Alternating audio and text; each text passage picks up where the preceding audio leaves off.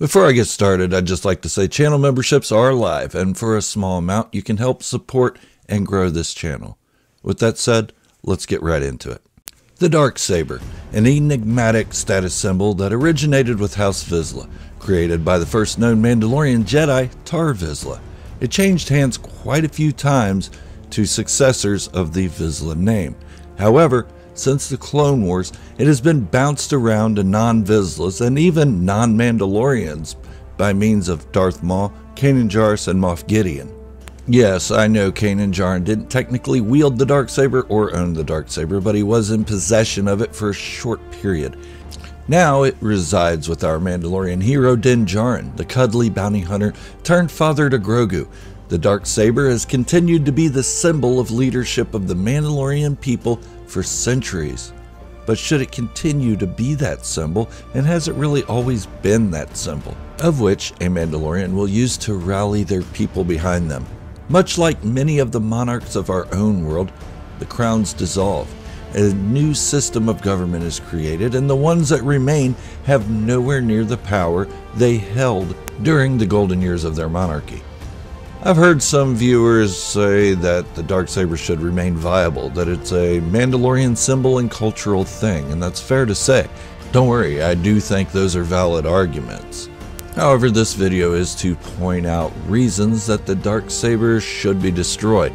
That doesn't mean I'm 100% behind the idea, but there are valid arguments for it. I do still believe Boba Fett will be the Mandalore. Just watch, he's gonna wield the Darksaber. Or maybe not. The Darksaber was created 1041 years prior to the events of The Mandalorian Season 2. You know, before Moff Gideon lost it to Din Djarin?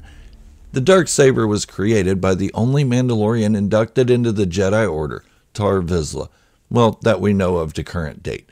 Tar was a great Jedi warrior and went on to be the leader of the Mandalorian people. An amazing leader. However, when he became the Mandalorian leader, he passed on the Darksaber to the Jedi, where they stored it in the Jedi Temple archives, where during the final days of the Old Republic, members of House Vizsla broke in and took the Darksaber. From the end of the Old Republic until the middle of the Clone Wars, it was passed down from generation to an heir of the Vizsla name. That is, until Pre-Vizsla was defeated by Maul in single combat during the Clone Wars. Maul then took the blade and deemed himself leader of the Mandalorian people. It was after that moment that the Darksaber would no longer be passed down from Vizsla to Vizsla, but it would be up in the air as to who defeated whom in single combat. Even though House Vizsla held the Darksaber for about 1009 years, give or take, only one of those carrying the Vizsla name was the rightful leader of the Mandalorian people, Tar Vizsla. That means no other Vizsla had ruled with the Darksaber over the Mandalorian people. However, Vizslas had always been in charge of Death Watch, the political organization that believed Mandalorians should return to their roots as conquerors and warlike people. Even the most notable of Death Watch, Tar Vizsla, the Death Watch leader and adversary to Jango Fett, wasn't the leader of the Mandalorian people. Jaster Muriel, then Jango Fett were. Another notable Vizsla was Pre-Vizsla, who again led Death Watch only. He carried the Darksaber. Why didn't the other Mandalorians recognize him as their leader? Why did he have to try to stage a coup?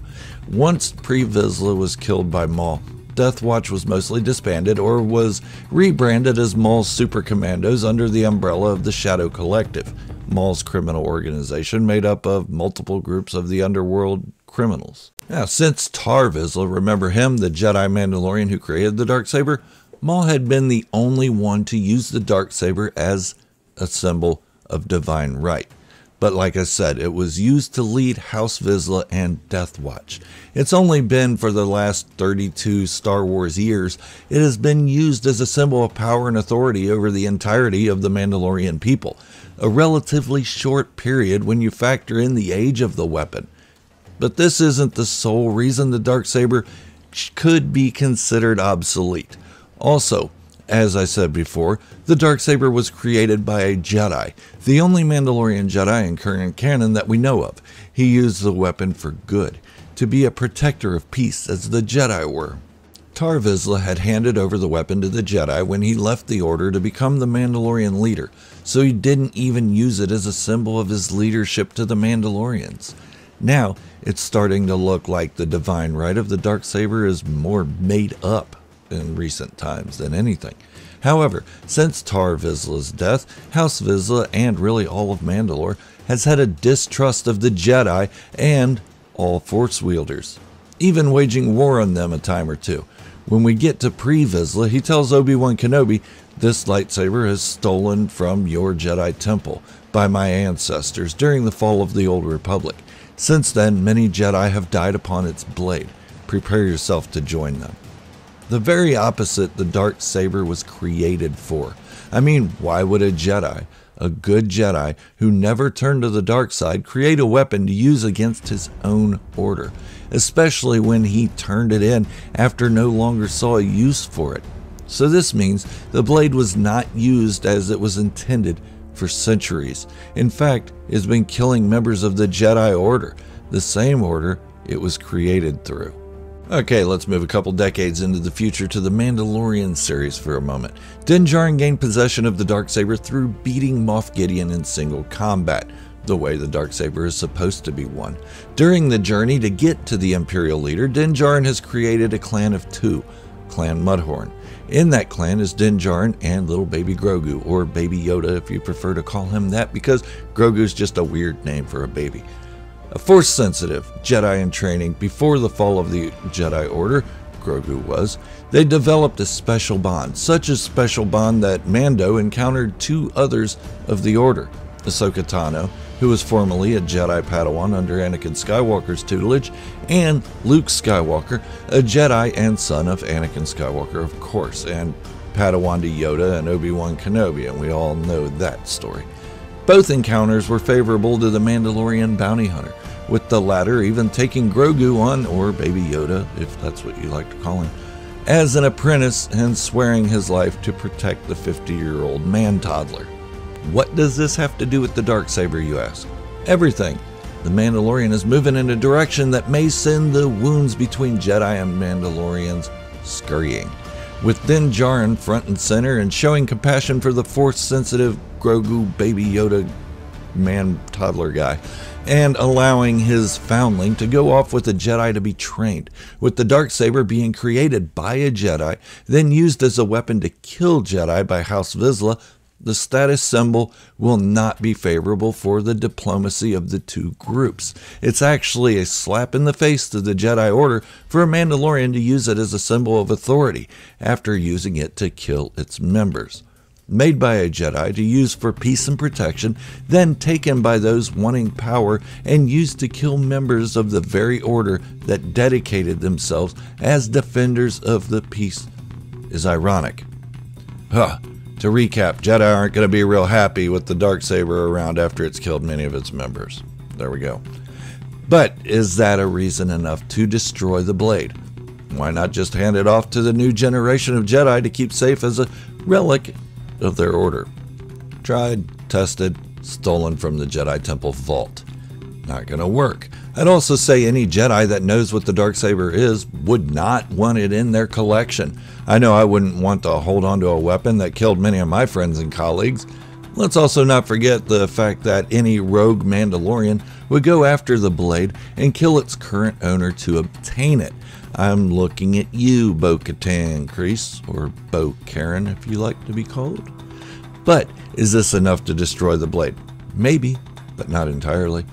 My next point is its actual use. Not only was it used to kill Jedi, but it was used to kill Mandalorians as well. The very people they claimed to lead with the blade was being used to murder those considered their subjects. It was divisive, to say the least. It caused fractions to split from Mandalorian society and create their own rules, hence the creation of Death Watch, the true Mandalorians, and so on and so forth. No, I'm not saying Death Watch was formed because of the Darksaber, but the Darksaber was used as the symbol of its organization's leadership.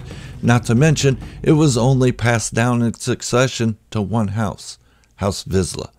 The blade was front and center during more wars with the Mandalorians than peace by uniting the Mandalorian people under one leader and the Darksaber blade. But is this enough to destroy the Darksaber? Sure is, but there's still more. You're welcome. Let's look at those who have possessed the blade. Tar Vizsla, a great Jedi and leader of the Mandalorian people, but he didn't use the Darksaber as a symbol of his rule. It was his character that united the Mandalorian people. Again, if the children's stories are to be believed. It wasn't until centuries later that someone claimed it as their symbol of divine right, Maul. But how many Mandalorians honored him as the leader of the Mandalorian people just because he had the Darksaber? Other than his super commandos, who were formerly Death Watch? None. In fact, he placed Prime Minister Almec as the figurehead leader of Mandalore, so there wouldn't be an uprising against a non-Mandalorian leader. Let's not forget the Mandalorian people recognized Almec as a leader due to his status under the former leadership Duchess Satine Kryze. Almec was the next in line of succession had anything happened to her. It was a smart choice on Maul's part, but Almec was recognized as a leader by the people of Mandalore without carrying the Darksaber. Okay, moving on. Sabine Wren, who also possessed the Darksaber, she didn't even consider herself the leader of the Mandalorian people. In fact, she gave it to her own mother and was betrayed by her mother. Eventually, she gave it to Bo-Katan Kryze. Bo-Karen, how you doing? Who actually was considered leader of the Mandalorian people for a short time, until the Empire came in and took the Darksaber and wiped out a bunch of the Mandalorian people, which leads me to Moff Gideon, who was seen as the Mandalorian leader. Just because he had the Darksaber? Nope.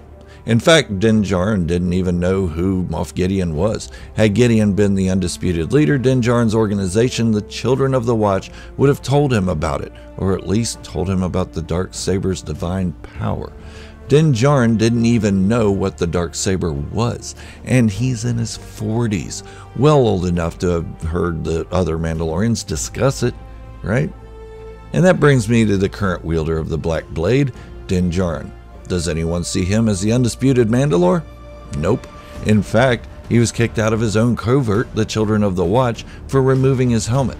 Bo-Katan Kryze also doesn't recognize him as her leader. She's staging a coup to get the Darksaber back from him. Power corrupts completely.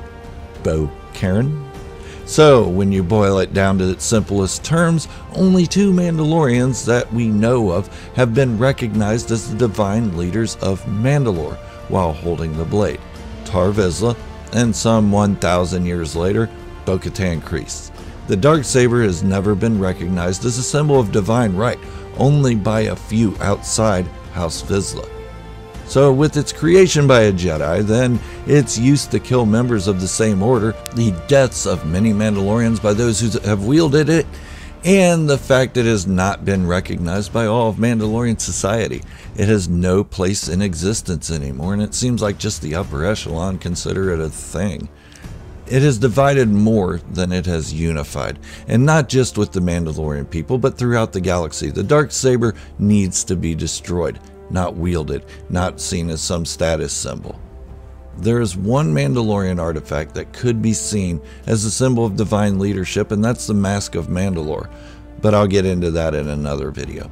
So what do you think? Should the Darksaber continue as a symbol of Mandalorian leadership, or should it be destroyed?